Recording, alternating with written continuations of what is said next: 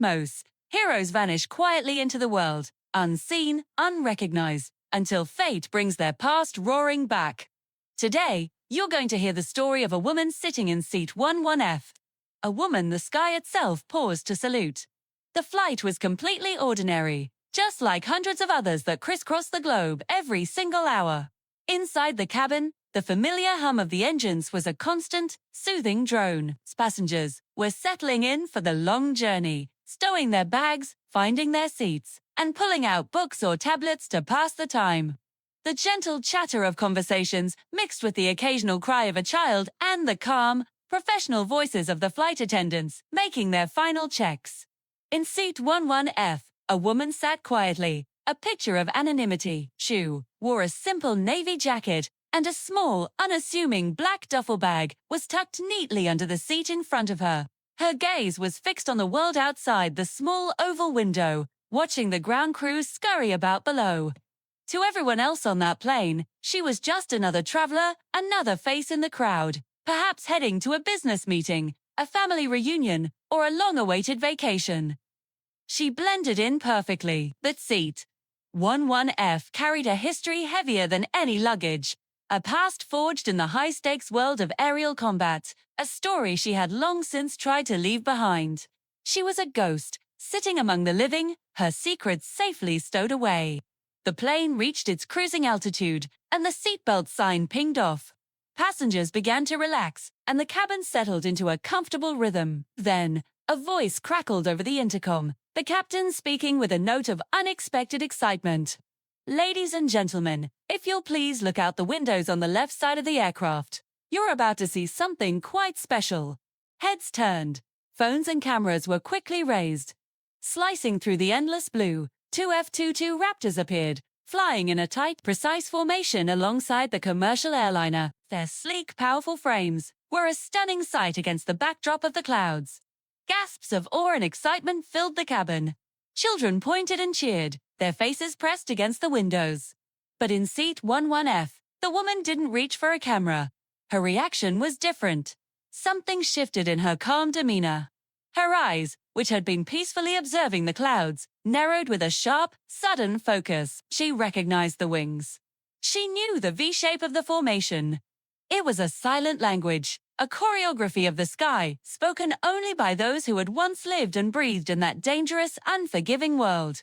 For her, this wasn't just a spectacle. It was a message. Her name was Captain Eleanor Hayes.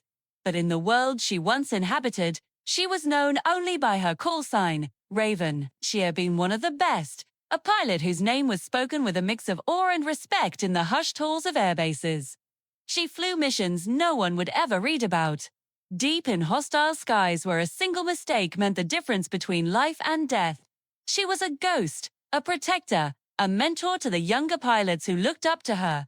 She was a legend, but legends are often forged in fire, and the scars of war run deep. A mission gone wrong, a devastating split-second decision, the loss of a wingman who was more like a brother. The weight of it all became too much to bear. So she walked away. She left the sky, the cockpit, and the call sign Raven behind, hoping to find peace in the quiet anonymity of civilian life. She buried her past, trading the roar of a jet engine for the gentle hum of an airliner. Believing that chapter of her life was closed forever, but the sky never forgets its own. In the cockpits of the two F-22s, a conversation was taking place over the secure radio channel. The pilot of the lead fighter had just received confirmation from air traffic control. "Copy that. Control. Passenger manifest confirms. Eleanor Hayes is on board. It's Raven." The name hung in the air for a moment. They knew her, not personally, but through the stories, the legends whispered in training halls and debriefings. She was a part of their history, a standard they all aspired to. And in that moment, the young pilot made a decision. He was going to do something that wasn't in any manual. He was going to honor a hero. With a steady hand, he banked his multi-million-dollar fighter jet, dipping its left wing in a slow, deliberate, and formal aerial salute. Inside the plane, a murmur went through the crowd. Passengers who knew a little about aviation recognized the maneuver. A salute, but why? They looked around, confused, trying to figure out who on this plane could possibly warrant such an honor. But only the woman in seat 11F understood its true meaning. This wasn't a salute to a politician or a celebrity, too. It was a gesture of profound respect from one warrior to another. A signal that her sacrifice, her service, had not been forgotten. Then, the lead fighter pilot did something even more personal. He made a subtle adjustment, and through his canopy, he looked directly toward her window and pointed. A direct personal acknowledgement. The woman, Eleanor, hesitated for only a second. Then, slowly, she raised her hand to the window and returned the salute. In that instant, the passengers who saw it finally understood. The cabin fell silent. People were stunned, moved, witnessing a private, powerful moment of connection between the earth and the sky. For nearly 10 minutes, the two F-22 Raptors stayed with them, flying in perfect, silent escort. They weren't there to protect the airliner. They were there to honor the woman in seat 11F. They were a guardian escort for a legend. As the realization spread, a spontaneous round of applause broke out in the cabin. A few passengers, military veterans themselves, stood and offered their own clumsy, heartfelt salutes. It was a moment of pure, unscripted recognition. The Raptors held their position for a few more moments, two silent sentinels, before the lead pilot dipped his wings one final time. Then, with a burst of their afterburners, they peeled away and disappeared into the vast horizon, leaving only their memory behind. Eleanor Hayes never asked for recognition.